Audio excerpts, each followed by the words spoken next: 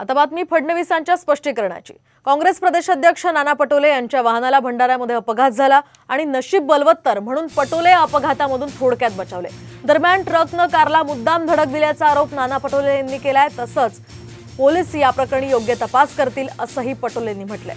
तर आमचा वैचारिक सामना असून पटोले आमचे मित्रच आहेत अशी प्रतिक्रिया गृहमंत्री फडणवीसांनी दिली आहे। फोनवरून पटोलेंची त्यांनी विचारपूस सुद्धा केल्याचं फडणवीसांनी यावेळी सांगितलं। काल भंडाऱ्याजवळ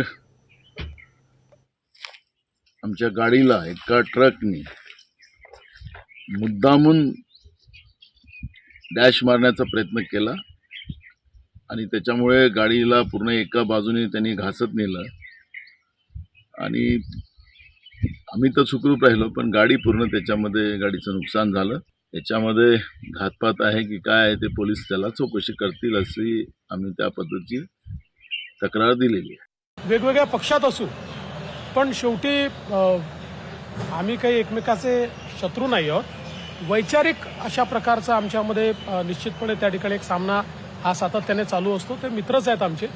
महाराष्ट्राच्या राजकारणात तरी अशा प्रकारची परिस्थिती न उद्भवली आहे न उद्भवणार आहे।